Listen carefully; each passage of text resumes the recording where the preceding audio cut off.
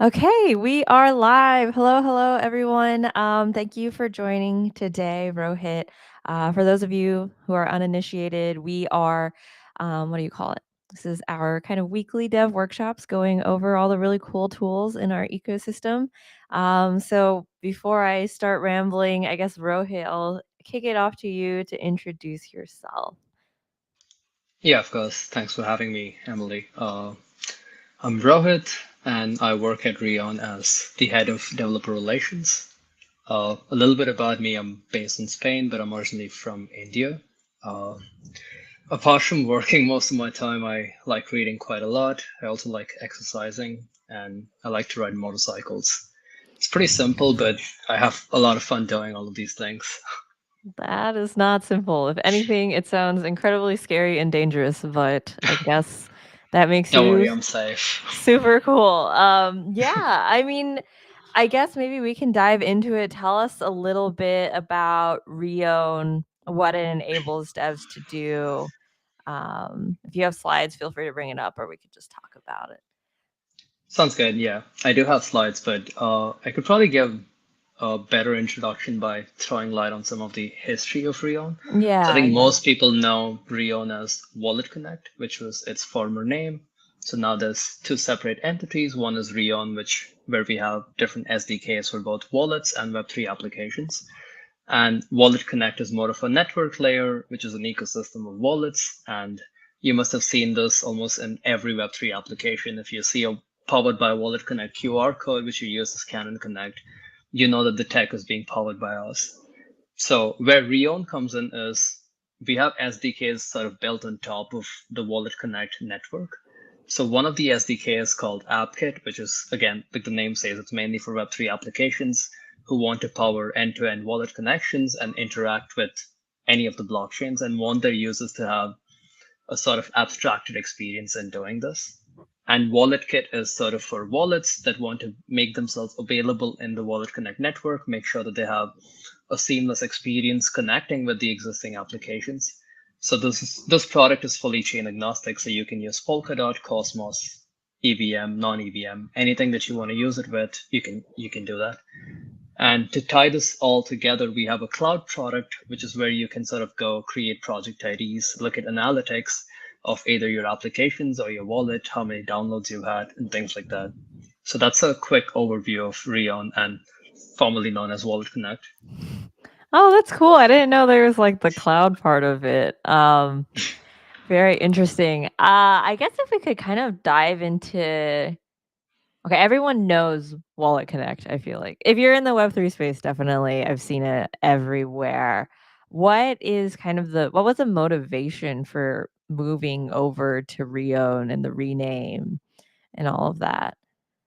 Yeah, I mean, the main initiative, like the main motive behind this initiative was to not sort of confuse people. I feel like a lot of foundations, when they sort of have a bridge between the foundation and the core product team, it just is the same name, but they add foundation on top of it. So to sort of avoid people from getting confused, because again, like it gets very redundant, Mhm. our our leadership team thought that it would be best to sort of move to a new entity with a new name and a completely new branding, where it feels like a completely new company from scratch. Yeah. So that's sort of the context behind the rebranding for Reon. Okay. Wait, so is are you saying that like Reown is kind of like the product side and then Wallet Connect now is kind of more on the foundation side? Exactly. Yeah. Oh, okay, okay. Cool. Yeah, I was about to I'm like, do I feel attacked here? Because we also have foundation and product. But fun fact, we actually are named differently. It's Scroll Foundation, and then now technically I work for like Up Labs is the official Yeah. name for it, but we're kind of secret about it. But yeah, it makes sense. It makes sense. I remember when I was first introduced to the nomenclature, I was like, what? Isn't it the same?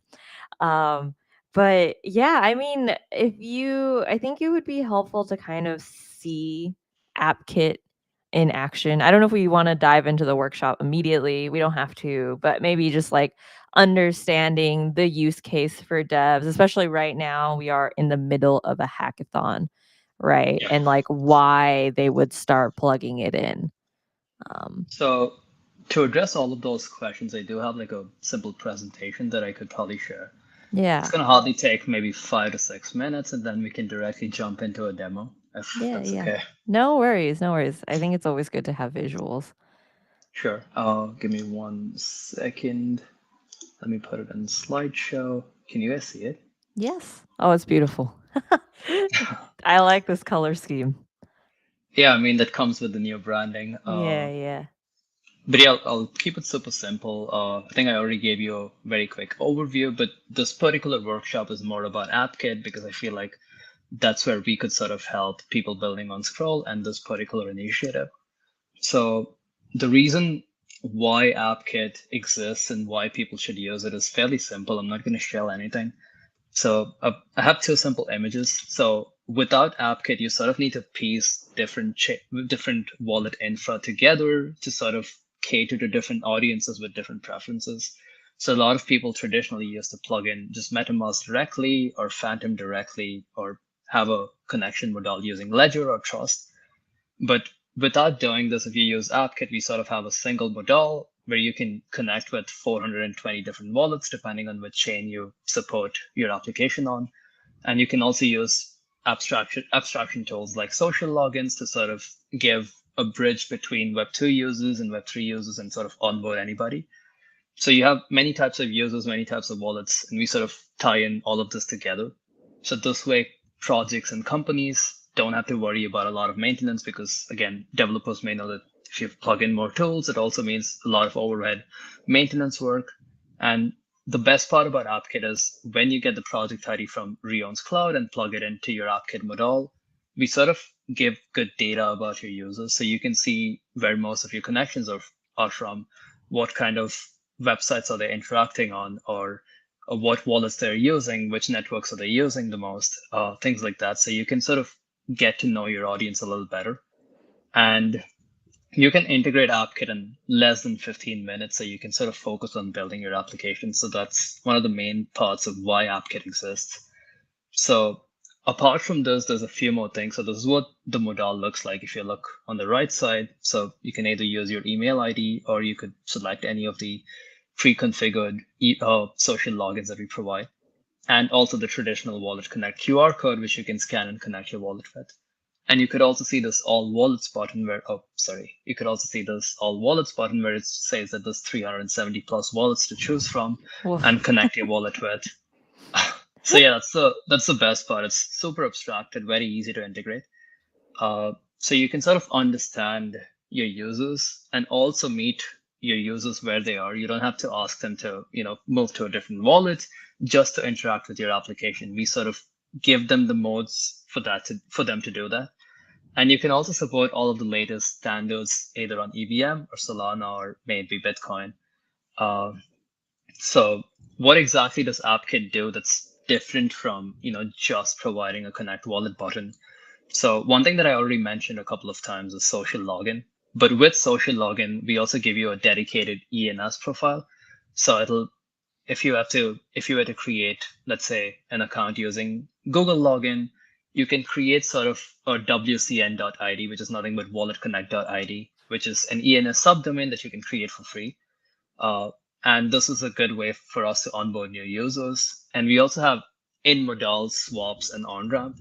So projects can sort of enable this to not have their users go to different applications to fetch some funds to interact with your application or even swap their existing tokens. They could just click on the modal that they're connected to and then perform this within the AppKit modal. And again, analytics. There are a few other features, things like you can support multi-account, you can fully customize the modal. We also have one-click authentication, which means you just have to authenticate a particular application once and you'll never be asked to do it again. It'll also fetch token balances and transaction history. So that's a few things about what AppKit does. And a few other things that I'm super excited about is gas sponsorship. So you could sort of configure AppKit to fully sponsor the gas fee for your either users or anybody who's using this with the AppKit model. And we also have smart sessions. I think anybody who's in Web3 may have seen this common meme where this developer sort of showcase how Web3 games would look like. It's like You click a button and then it asks you to sign a message and perform the transaction. And again, if you were to shoot somebody, you again have to do the same thing. With smart sessions, you sort of, it's like giving an application an allowance for a particular duration of time. And within that duration and within that approval scheme, it'll never ask you to approve or sign messages ever again. So if you're building a game, using smart sessions is probably the best move for you to proceed this with. So you don't have to like constantly disturb your users with either a confirmation transaction request or even a signature. And token paymasters, which is also a super cool feature. We're also having chain abstraction soon, so it's still in beta, but if any of Scroll builders need access to that, I'm happy to help with that. Uh, the best part about AppKit right now is that it's fully multi-chain. So apart from it traditionally supporting all EVM networks, we also support Solana and Bitcoin. So you can have a single AppKit modal instance, and you could sort of give a multi-chain infrastructure for your application. So if your app exists on, let's say, Scroll, Bitcoin, Solana, you just need to use AppKit, and your users can sort of jump from one chain to another within a few seconds. And Polkadot, Cosmos, and many other ecosystems will be coming soon. So it's like one AppKit model, which will let you connect to multiple networks. Um, Moving on to the next slide. This is just a tagline of the company. But yeah, we want to build the future of on-chain UX, and we want to build it with you. And that's why we sort of have made every product that we have within Reown fully free and open source to use, which means you don't have to pay anything to do it. Uh, Wow. Okay. uh, yeah. And this is a quick QR code, which I believe should lead you to the AppKit documentation. So in case you want to take a screenshot or scan it, just feel free to do it. Or you could just type docs.reon.com and you can find the same. So now I guess we can move on to the demo. I can share a different tab. Before that, if anybody has any questions, I'm happy to take it. If not, then I can proceed with the demo. Yeah. No questions, but there's a comment and says, I'm using Reown AppKit in my Scroll Open project. It's excellent. This is actually insane. I didn't realize you guys also did on ramps and swaps, which Yeah. that I think that part is the I'm like, huh. I'm like thirsty for. That's Yeah, huge, actually. I think the vision behind that was that, that right now, if you have to interact with any application, it's such a pain because you had to do so many different things just to have like token in your wallets, or even know that you have enough funds in your particular wallet to make that particular interaction. So this sort of makes them, Yeah. move on to different websites or different applications less often, Yeah. so they I can have a actually focus on question. interacting with your app. Yeah. Yeah. So the swaps, do they also do cross chain, or do you have to do like you can only swap on one chain and then you have to bridge and then that way you get it on like let's Yeah. say a So yeah. yeah, to be fully transparent, the swaps feature is sort of built on top of 1inch. So it has to be on the same chain. It's Mhm. not cross-chain swaps, but that's where I believe chain abstraction feature would sort of come into play. Uh, Yeah. so it's in beta right now. It's not publicly available in Rion, but Mhm. if somebody needs access to it, I can definitely grant you that. So with chain abstraction, you don't have to even bridge or swap tokens. If you have, let's say, USDC on base, but you're interacting on Scroll, rather than bridging it to Scroll and then doing it, this chain abstraction feature would directly let you interact with it without having to do anything else before that. Oh, very cool. And then I guess would that also apply to like paymasters? So I guess maybe me on the company side, I'm only supplying gas sponsorship in ETH, but then someone wants to swap between like, I don't know, Sol and Ethereum and then get like Yeah, Scroll. Like, is that I think also abstracted away, or do I need to fund a wallet with no, like relevant gas you don't tokens? really need to fund that per se. I mean, it depends on how you configure it. So if let's say you want to configure it to be fully gasless on all chains, then you can definitely do that. Uh, I think the traditional way to fund paymasters is that, for example, if you have three different chains, you do need to sort of have funds on three different chains. I'm not 100% sure if there's like internal chain abstraction for projects setting it up for gas Mhm. sponsorship, but I can definitely look into that and get back to you. I'm not 100% sure, so I don't want to false Yeah, promise yeah. anything. No worries, no worries. But wow, this is so cool. Okay.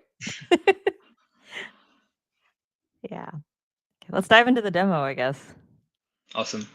Uh, so the website is demo.reown.com in case you want to try it out. So here you have authentication. So this is what the modal looks like. So if I remove showing wallets, it won't really show the wallets. You can configure the modal to only have email and social login. So you can sort of force your users to just use account abstraction. You could also customize what social login you want. So you can remove, let's say, Discord, Forecast, or GitHub, Apple, Facebook. So that way the modal would be email, Google account, X. And if you want to enable wallets, but you don't want it to show so many different wallets, you sort of collapsed all the wallets.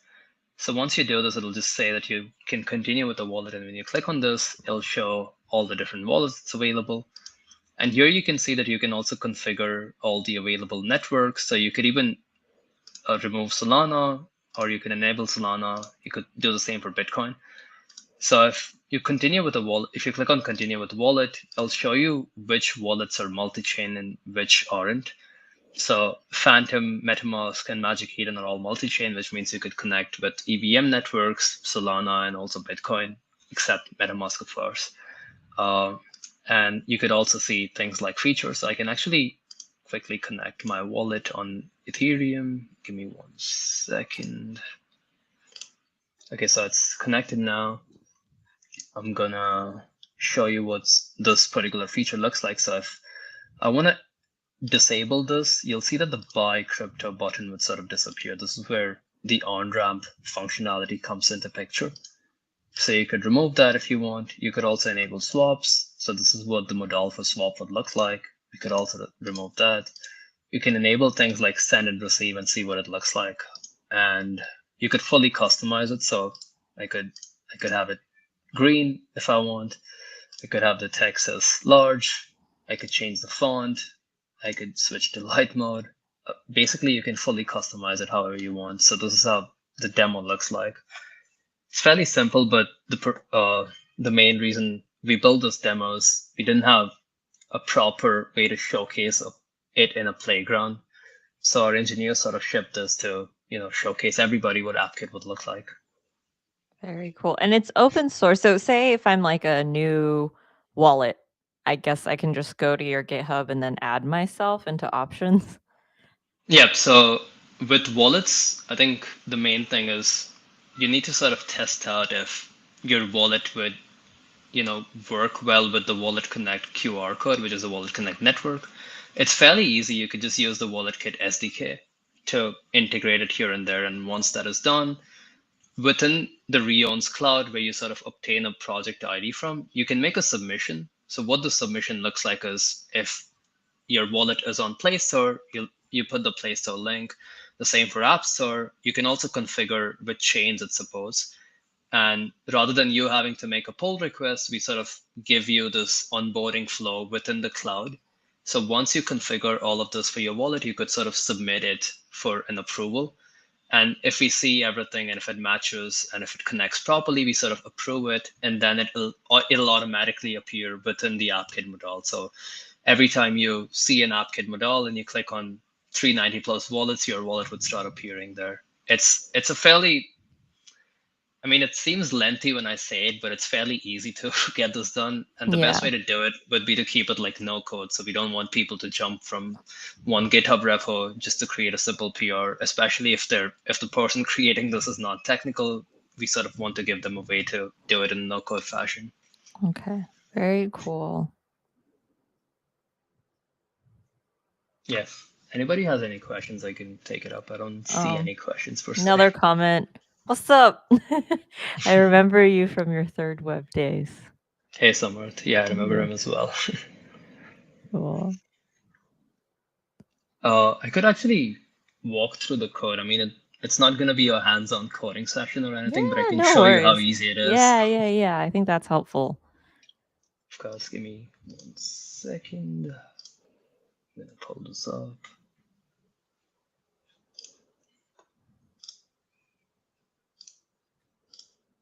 Can you see my screen?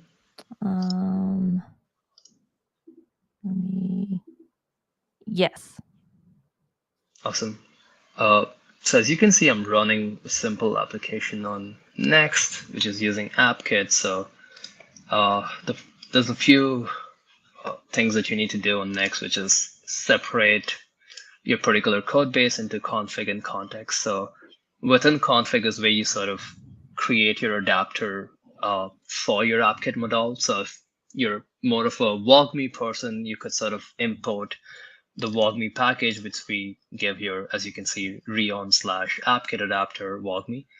If you want to use Ethers as your preferred Ethereum library, then you could also do the same with that.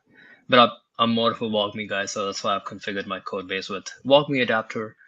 And you import your network. So I'm importing Ethereum mainnet and scroll mainnet from Reown/AppKit/networks. And this is where you sort of import your project ID. And I have a simple check to see if I have actually configured my project ID or not. If not, then it'll actually not let me move forward.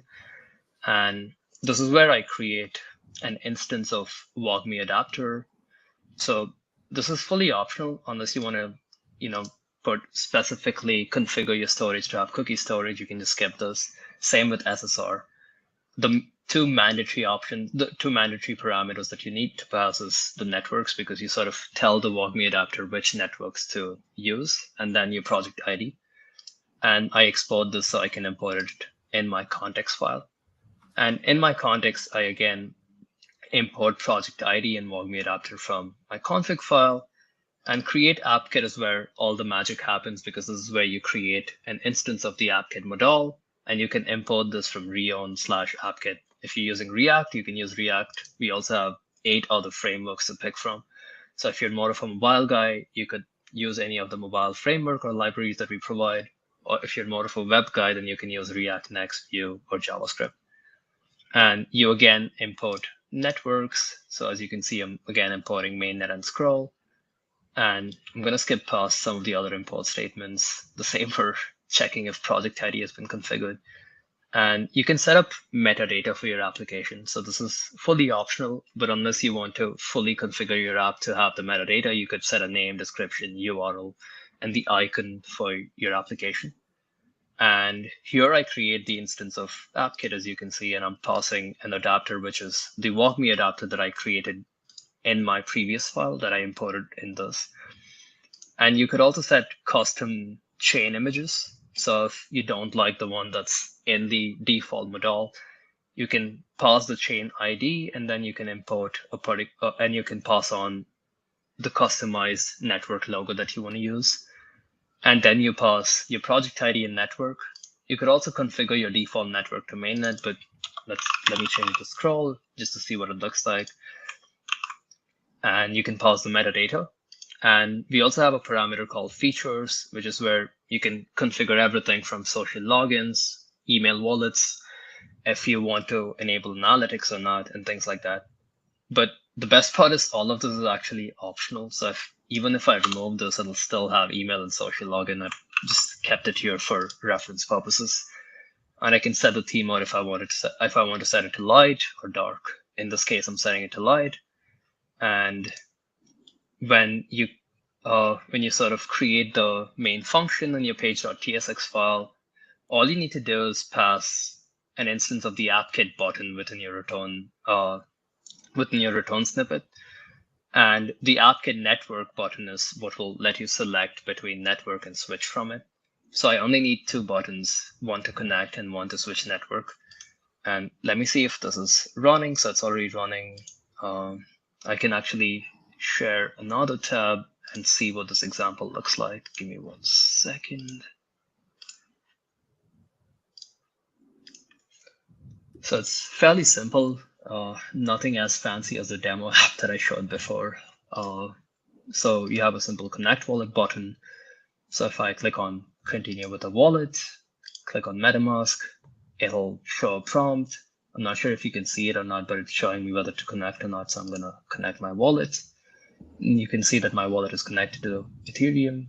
Now I can switch it to scroll, and you don't even have to approve in your wallet. It just automatically did it because I already authenticated it. So that's how easy it is to sort of configure AppKit on any network, regardless of whether it's EVM, non-EVM or not. So yeah, I Yeah. didn't want it to be a quick hands-on coding session, so I Yeah, just no brought worries. No, more I mean, into it's it. very simple. I think I have a Yeah. follow-up question. So, is there any way to associate, let's say, like a decentralized wallet address with an existing social login account, right?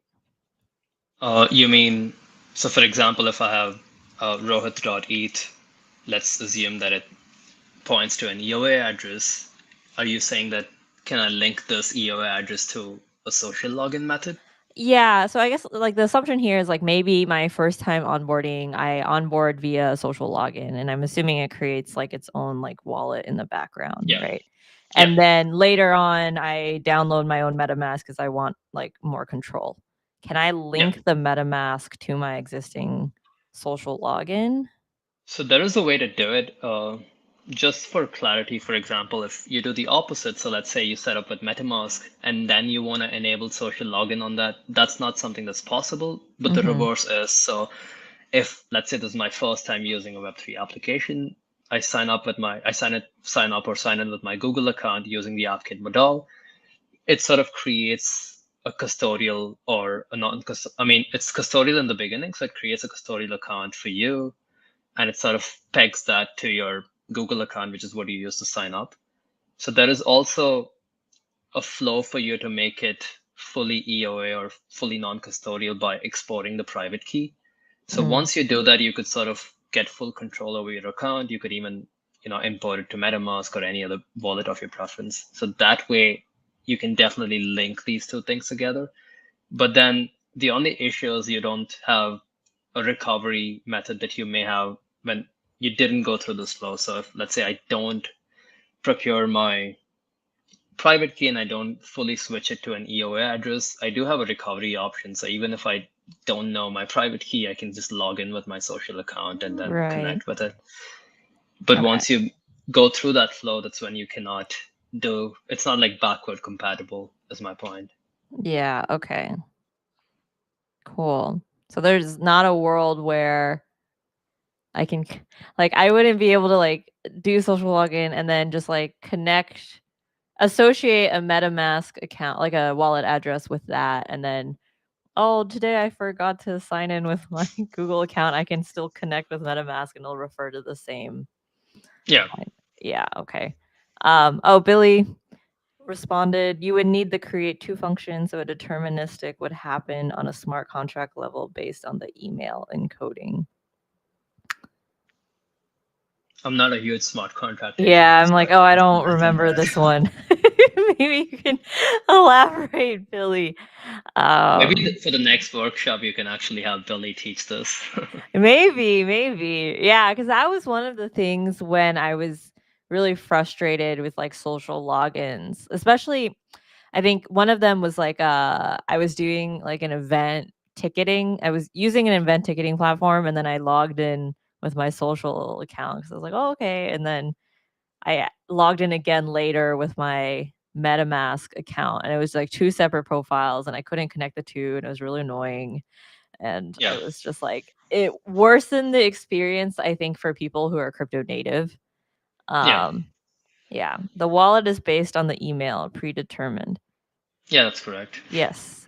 But sorry, I don't know if Billy, I'm being clear. It's like I can add multiple wallets associated with a single email, right? So there's a created wallet based on the email, but later on I'm a person who has like 5 different wallets and I just Yeah, want to be yeah. I think what you're mainly looking for is like, for example, if you have your own EOA address, you want to sort of link it to a social Yeah, login method. yeah. I think that's your question, right? Right. That is my Yeah, I question. don't think that's possible. Okay. 'Cause we're doing that currently with Privy, which is possible. I don't know how they're doing it, but um yeah. There's trade-offs But I think that everywhere. would I think that would more of fall into like recovery schemes, right? I don't think you could sort of connect an email wallet address with any of your existing EOA address.